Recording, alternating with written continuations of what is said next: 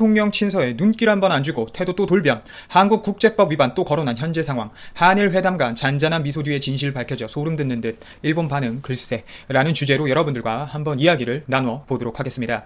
결국 또 아베가 앞으로도 한국과의 관계를 절대 좁히지 않는다는 모습으로 나오고 있어 일본 내부에서도 화제가 되고 있습니다. 아베 신조 총리는 잔잔한 미소를 지으면서 약 1년 만에 얼굴을 맞댄 우리나라 이낙연 총리와 악수를 했습니다. 그러나 보도진이 퇴장하자마자 태도를 바꾼 아베 총리는 일본 기업에 징용배상을 명령한 한국 대법원 판결에 대해 국교 정상화의 기초가 된 이 국제조약 한일 청구권 협정을 일방적으로 깬 것이라고 또 엄중한 어조로 한국 측을 강하게 비판했는데요.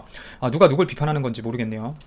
어떻게 이렇게 똑같이 한결된 모습으로 나오는지 개인적으로 좀 이해가 가지 않습니다. 분명 우리나라가 친서를 가지고 직접 찾아가서 회담을 할 정도면 어느 정도 이 틀어진 관계에 대해서 화해를 하자, 중재하자, 이제 좀 그만하자 라는 메시지라고 충분히 이해를 할 수 있는 부분인데 어떻게 저렇게 또 국제적으로 전혀 한국과 관계 개선 의지가 없다고 직접적으로 밝히는지 정말 개인적으로 잘 이해가 가지는 않네요. 실제 회담에서 아베 총리는 한국으로부터 받아든 이 친서에 눈길도 주지 않은 채 다시 징용 문제와 관련 관계를 본격적으로 개선하기 위해서는 이 국제법 위반 상황을 개선하지 않으면 안 된다고 한국 정부의 대응을 촉구했습니다.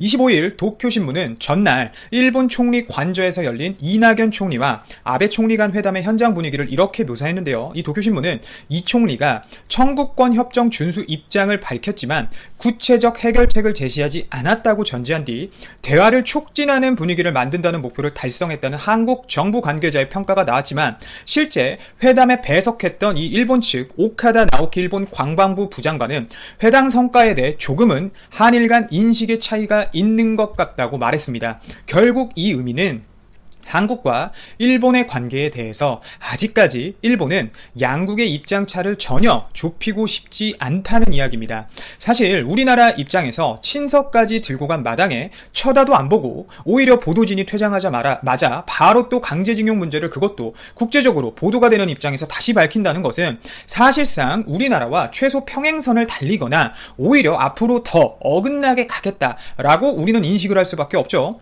이처럼 일본 신문 매체들은 대체로 작년 10월 한국 대법원의 이 징용 피해 배상 판결을 계기로 지난 1년간 악화일로를 치달아온 이 한일 관계의 개선 전망이 전혀 보이지 않는다는 쪽에 무게중심을 뒀는데요.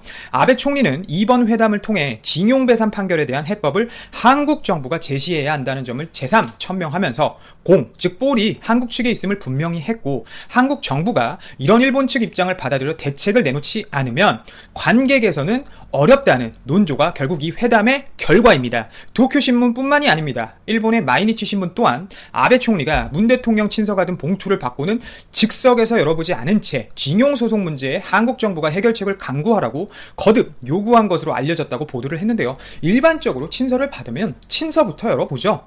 이 신문은 이번 회담에서 강경한 태도를 누그러뜨리지 않는 일본 측과 한일 양국이 다가서는 모습을 연출하고 싶어하는 한국 측 사이에 온도차가 두드러졌다고 평가했습니다. 연출을 하고 싶다고 표현을 하네요. 실제로 이 오카다 관방부 부장관, 제가 아까 말씀드렸죠. 이 전날 회담 후 추가 설명을 요구하는 일본 기자단의 요구에 따라 브리핑을 열었는데요. 이 브리핑에서 한국 대법원 판결은 한일 관계의 법적 기반을 근본부터 무너뜨린다. 또 한국을 무시합니다. 또 한국을 비난하네요. 한국은 국제조약을 일방적으로 깨고 있다고 했다니 아베 총리의 회담 중 발언을 소개했을 정도로 이기에 이 사실상 한국과의 관계를 앞으로도 이전과 똑같이 관계를 유지하겠다는 게 일본 측 입장입니다. 관계 개선이란 앞으로 당분간 없다는 거죠. 이는 아베 총리가 그간 반복해온 입장이지만 한국이 국가 간 약속을 지켜야 한다고 일본 외무성이 회담 직후 공개했던 발언보다 좀 더 한층 구체적이고 격한 표현이기 때문에 이번 회담에 대한 양측 간의 인식차를 극명하게 보여주는 대목이라고 우리는 볼 수 있습니다. 마이니치는 이런 일련의 움직임은 징용 문제를 둘러싼 대응을 총리 관저가 주도하고 있음을 엿볼 수 있게 하는 것이라고 또 지적을 했는데요.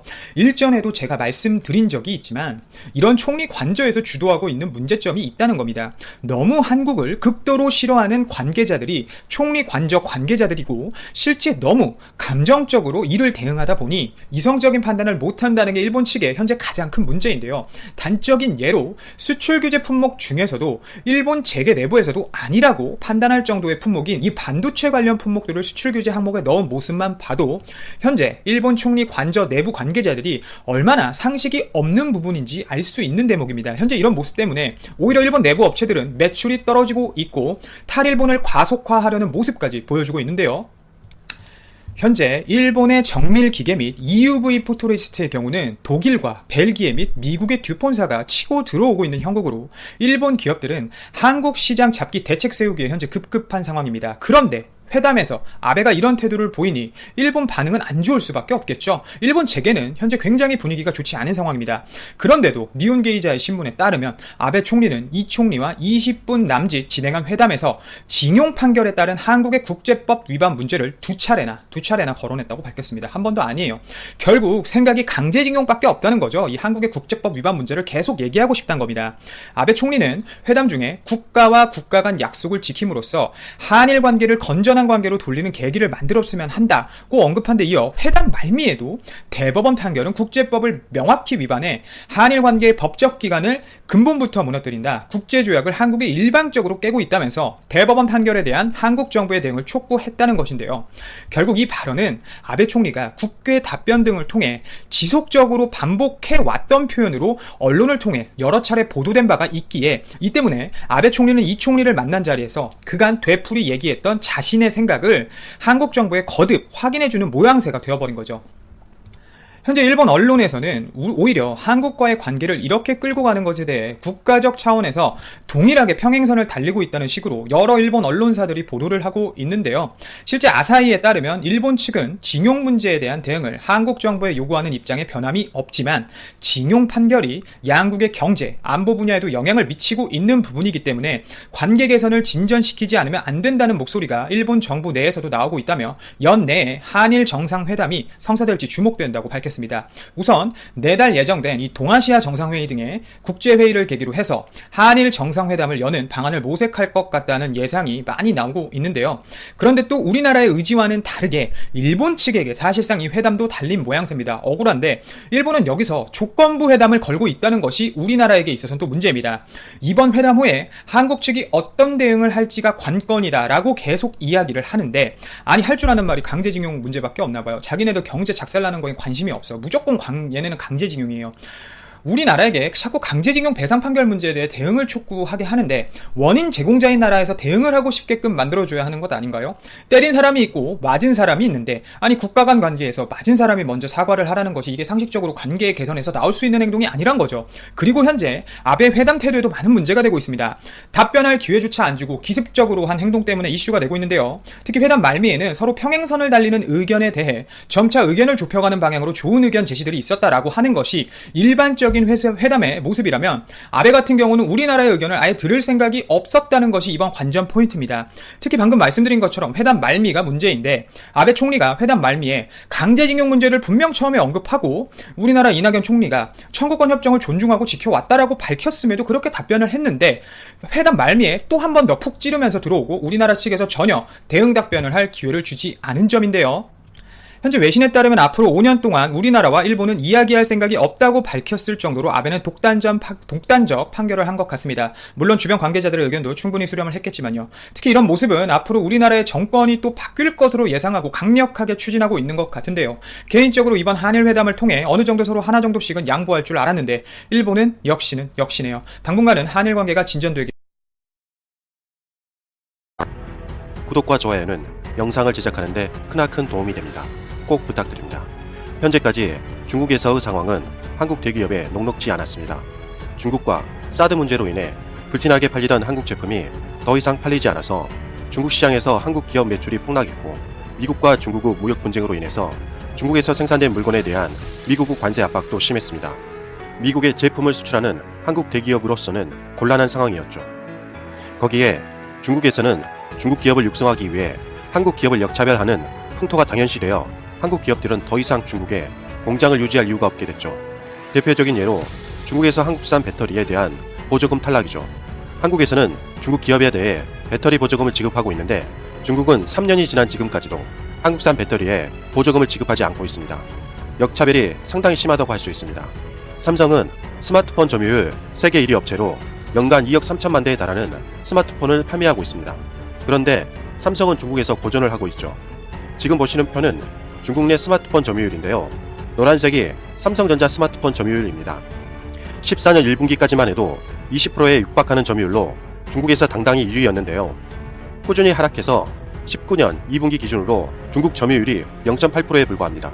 그래프에서는 아예 보이지 않을 정도로 처참한 수준입니다.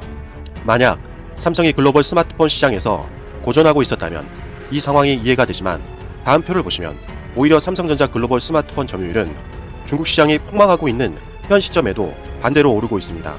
즉 중국의 입김이 전혀 없어도 삼성전자 스마트폰은 너무나도 잘 나간다는 거죠. 화웨이 스마트폰이 중국 내에서만 주로 팔리는 것과 정말 대조적입니다. 삼성전자 전 세계 스마트폰 점유율은 2018년 4분기에는 18% 점유율이었지만 2019년 1분기에는 21%로 껑충 뛰더니 2019년 2분기에는 22%로 안정세를 유지하며 상승했습니다. 글로벌 스마트폰 점유율 2위가 화웨이인데요.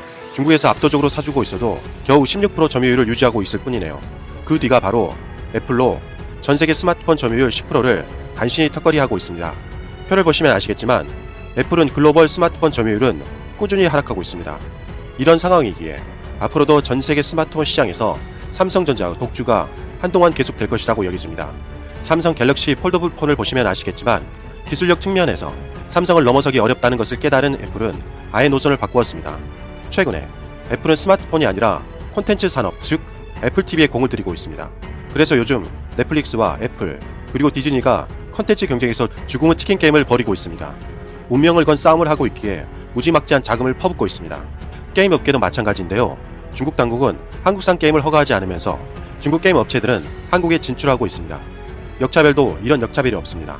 이런 상황이기에 한국은 발빠르게 중국을 빠져나가고 있었습니다. 그러자 중국은 정말 당황했습니다. 원래 발을 들이기는 쉬워도 빠져나가기란 쉽지가 않거든요. 엄청난 매몰 비용이라는 것이 존재하기 때문이죠. 하지만 삼성은 이를 악물고 중국을 탈출했습니다. 중국이 한국 대기업을 압박할 수 있었던 가장 큰 이유 중에 하나가 바로 한국 기업을 압박해도 중국을 벗어나기 쉽지 않다는 계산이 깔려 있었죠. 그런데 한국 기업은 다른 나라들과 달랐습니다.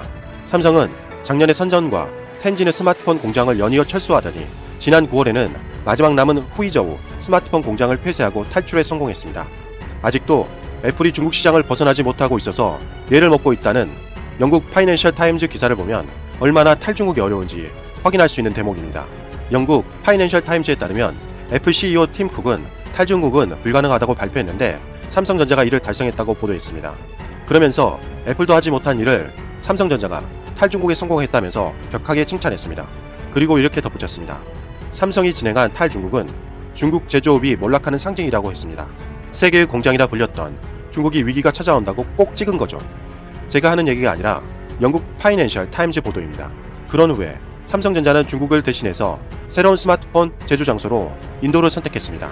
삼성전자는 지난해 7월 인도 노이다 지역에 세계 최대 스마트폰 공장 설립 계획을 밝혔습니다. 그리고 현재 연간 6,800만 대인 노이다 공장의 생산 능력을 2020년까지 연간 1억 2천만 대까지 늘린다는 방침을 발표했습니다. 정말 격변하는 시장에서 놀라울 정도로 빠른 행보입니다. 너무 빠른 행보에 중국도 당황했는지 중국 당국의 분위기도 급변했습니다.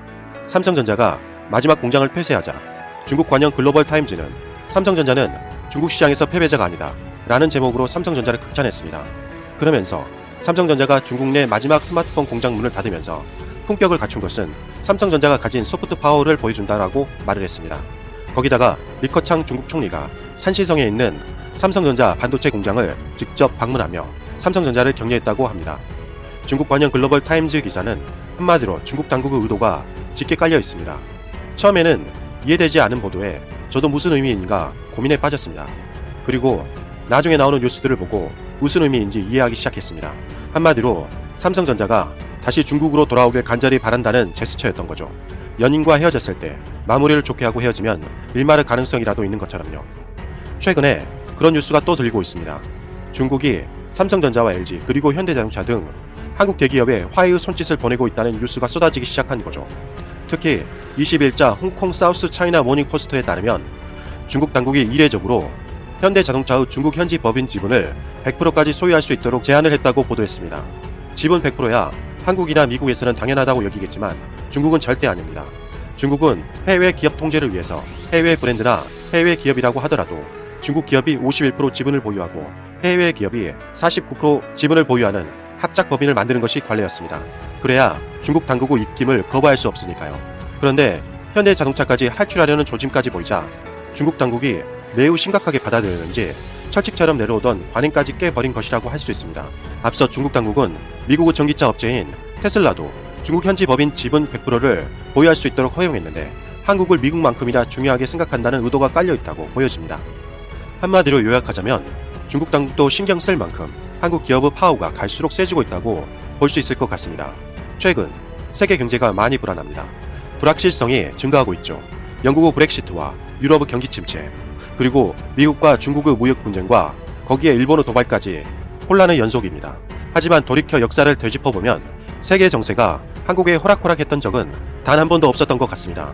그럼에도 불구하고 한국은 지난 수십 년간 대단한 발전을 이룩했습니다. 격변하는 세계 속에서 앞으로도 한국 기업들이 현명한 결정을 내려서 한국 기업의 선전을 기대하며 이만 마치도록 하겠습니다. 시청해주셔서 대단히 감사합니다.